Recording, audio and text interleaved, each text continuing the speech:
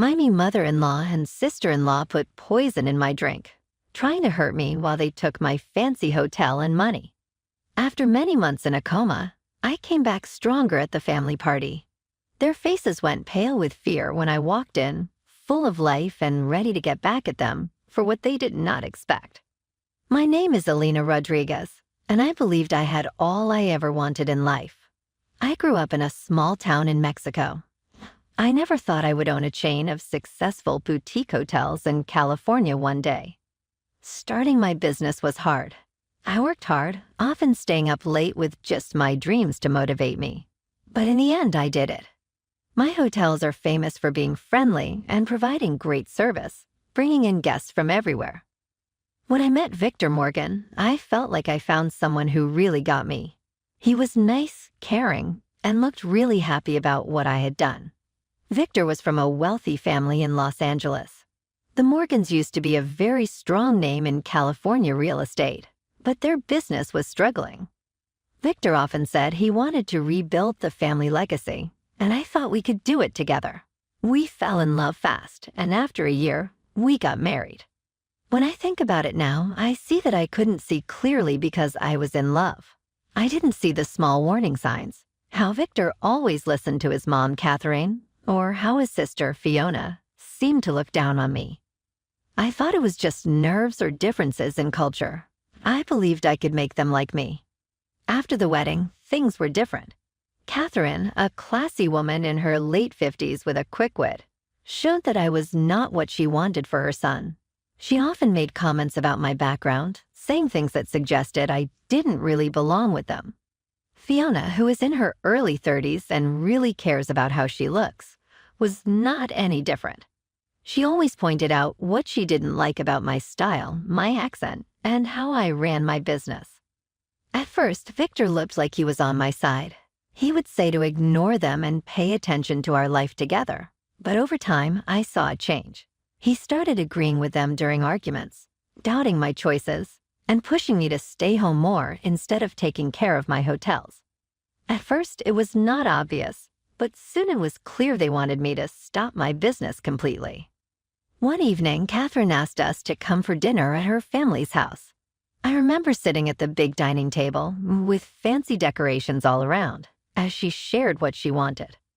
"Elena," she said, her voice sounding nice, "you've worked really hard. Do you think it's time for Victor to help out a bit? A woman's real role is with her family." I was shocked. "Catherine, I really love my business. I won't give it up."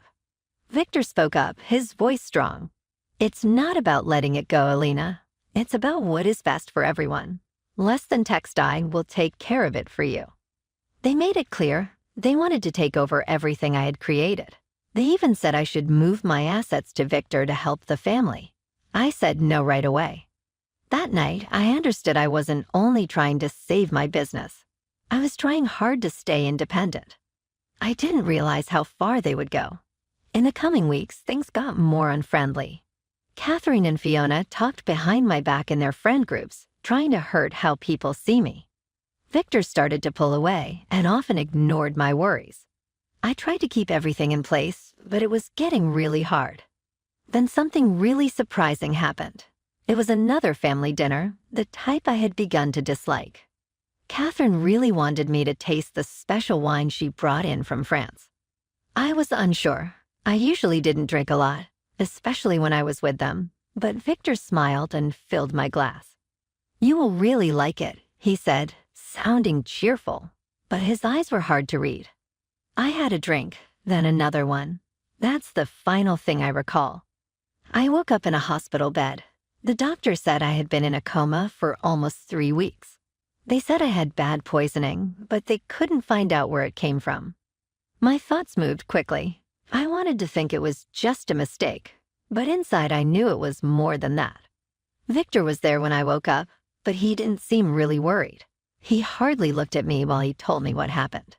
"The doctors don't know how it happened," he said, his voice dull. "It could be something you ate." I felt like screaming and asking for answers, but I just didn't have the strength. I saw him leave the room, his phone in his hand, texting someone like I wasn't even there. I realized then that I couldn't trust him, and I had to find out the truth.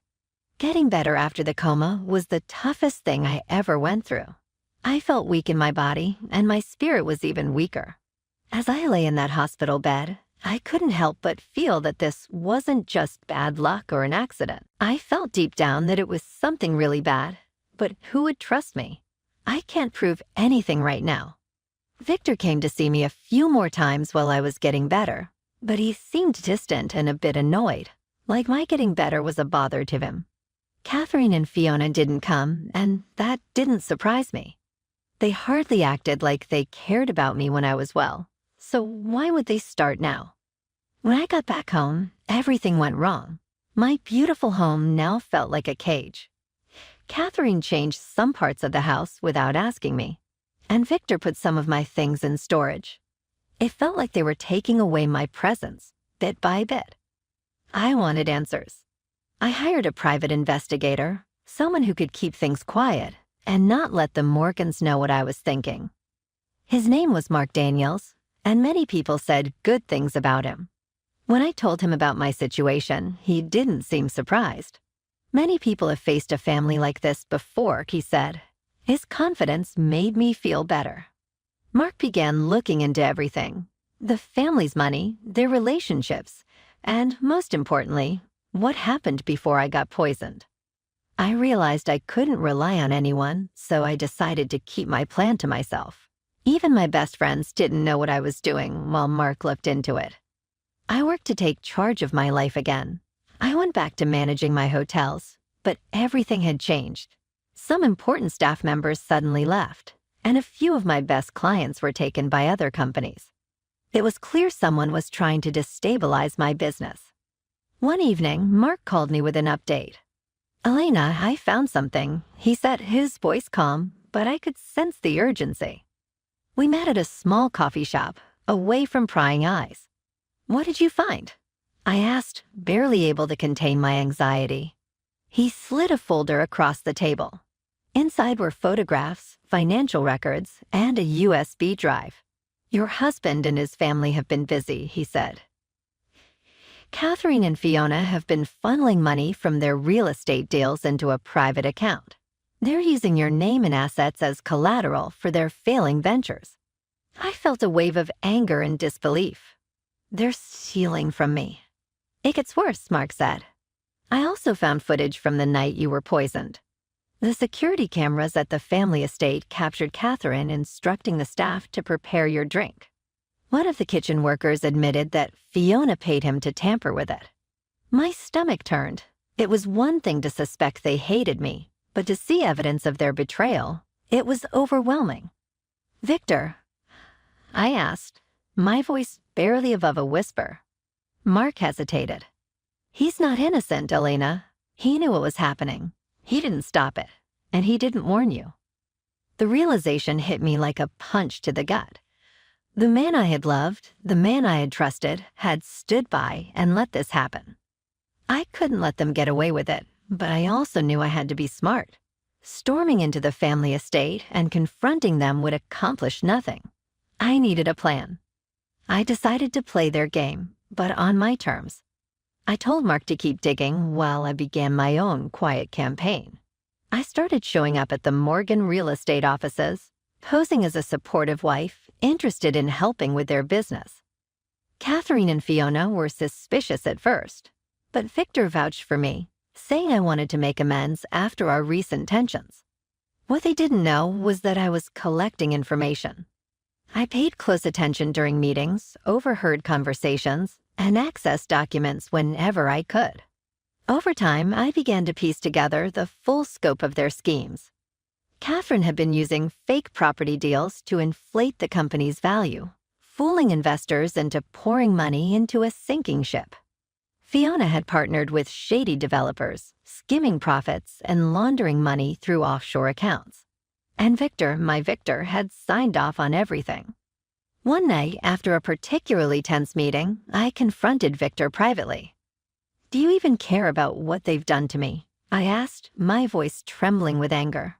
"Elena, you don't understand," he said, avoiding my gaze. "This is about family.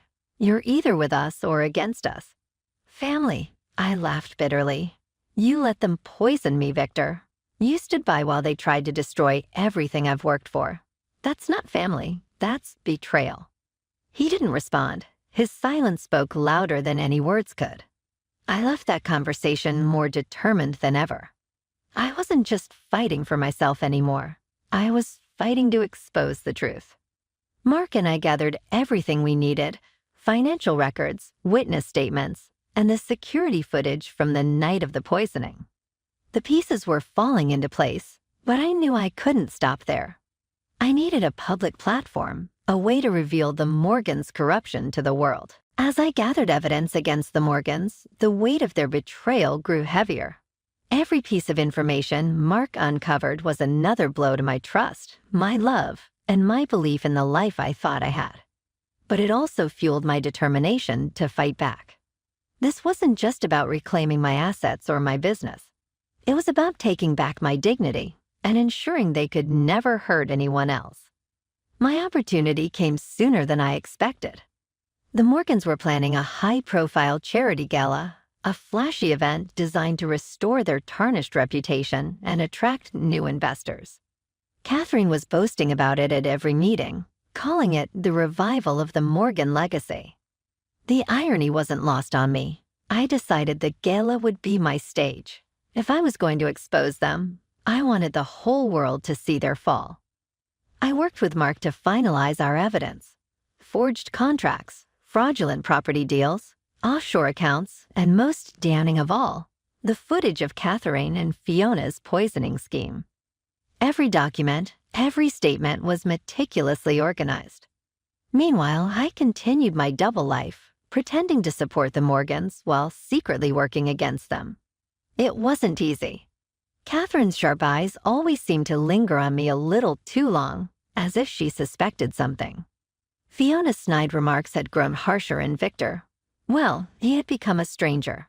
He avoided me at home, burying himself in work or disappearing for hours without explanation. I stopped caring. Whatever love I'd once felt for him was gone. As the gala approached, I began reaching out to key players in their world: investors, journalists, and even a few of their employees who had been coerced into silence.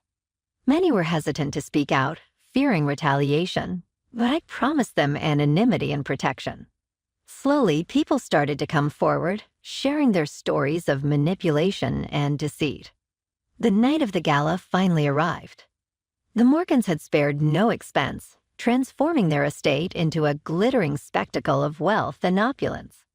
Guests in designer gowns and tailored suits filled the grand hall, sipping champagne and exchanging pleasantries. Catherine and Fiona worked the room, their polished smiles hiding the rot beneath. Victor stood off to the side, looking as hollow as I felt. I waited until the event was in full swing before making my move. As Catherine stood on stage, delivering a speech about the resilience and vision of the Morgan family, I stepped forward. "Excuse me, Catherine," I said, my voice cutting through the hum of the crowd. "I think it's time we share the real story of the Morgan legacy." The room fell silent. All eyes turned to me. Catherine's smile faltered, replaced by a flicker of panic.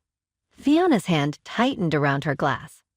And Victor, he just stared at me, his face unreadable.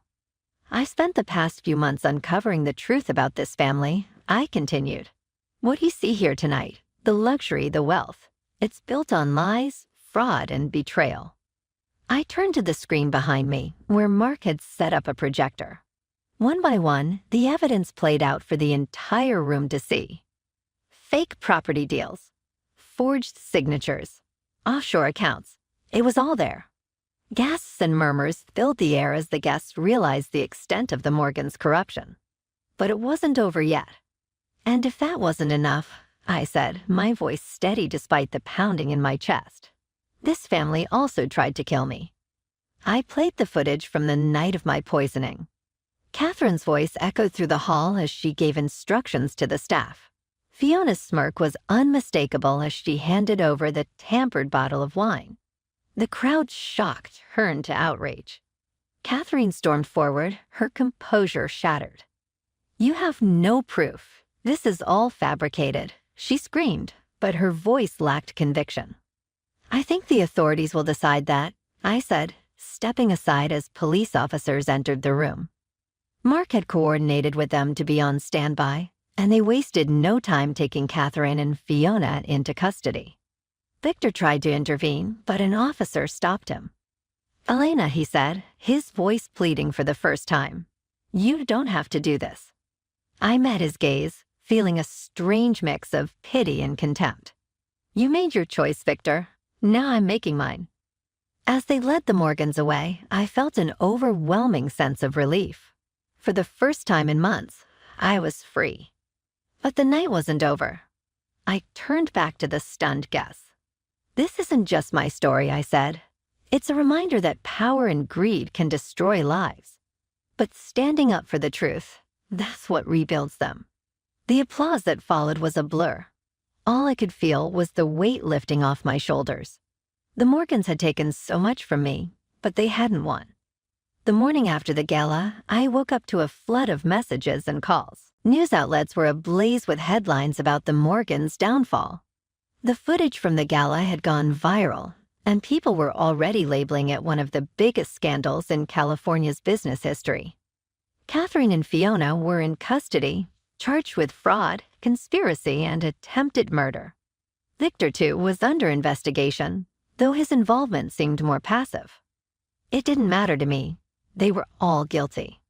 The legal battle that followed was grueling. I testified against them, recounting every betrayal, every calculated move they had made to destroy me. It wasn't easy reliving those moments in court, but it was necessary. I wasn't just fighting for myself, I was fighting for justice. As the trial unfolded, more victims of the Morgans came forward. Investors who had been cheated, employees who had been threatened, and even former friends they had used and discarded. The weight of evidence was overwhelming. The court found Catherine and Fiona guilty on all charges, sentencing them to lengthy prison terms. Victor's involvement was less direct, but he didn't escape unscathed. He lost his position in the company, his reputation was destroyed, and he was ordered to pay significant restitution to the victims. For me, the court's decision was bittersweet. I had won, yes, but it came at a cost. My trust in people had been shattered, and the scars of their betrayal would take time to heal. Still, I knew I couldn't dwell on the pain. I had a life to rebuild. The court also ruled that the Morgans' remaining assets, including their properties and shares in the company, would be liquidated to compensate for the damages they had caused. Many of these funds were given to me to make up for the losses I experienced. It was fair and fitting. The empire they wanted to take from me is now mine to fix up. But money wasn't my only concern. I wanted to make this experience important, something that could help people. I used some of the settlement money to start a foundation for women who have been hurt and betrayed. The foundation helps them with legal and financial support so they can rebuild their lives. I named it the Resilience Project. My hotels, which had a hard time during the tough times, became my safe place. I put my effort into bringing them back to life, making places that honored togetherness and power. People often came to me and said they read my story and felt inspired by my journey. It was a good experience, and it made me remember why I worked so hard in the first place. One day, while I was in the lobby of my main hotel in Los Angeles, a young woman came up to me. At first, she was unsure, but then she said, "Your story helped me find the strength to leave a bad situation." Thanks. Her words stuck with me, reminding me that my pain was not for nothing. Victor tried to contact me a few times. He sent letters that had a mix of apologies and excuses. I didn't reply. I didn't have anything else to tell him. He was in my past, and I was looking at my future. Catherine and Fiona fell quickly and without mercy. Their names became known for greed and corruption, and the once proud Morgan family disappeared from view. I didn't enjoy their pain, but I didn't feel sorry for them either. They chose what to do, and now they are facing the consequences. My biggest win wasn't the cash or the public approval. I was getting back to who I really am.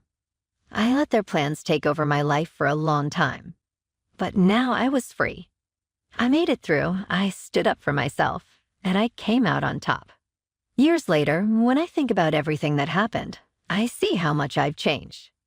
The betrayal that almost broke me turned out to be the reason for my change. I'm stronger now, not because of what happened to me, but because of how I decided to react. This journey showed me something important. Being strong isn't only about getting through tough times. It's about doing well, even when facing really tough problems. As I keep building my life, I remember that lesson. I know that no matter what happens, I have the strength to get through it. This is my tale. It's more than just betrayal or revenge. It's about strength, second chances, and the strong spirit of a woman who would not give up.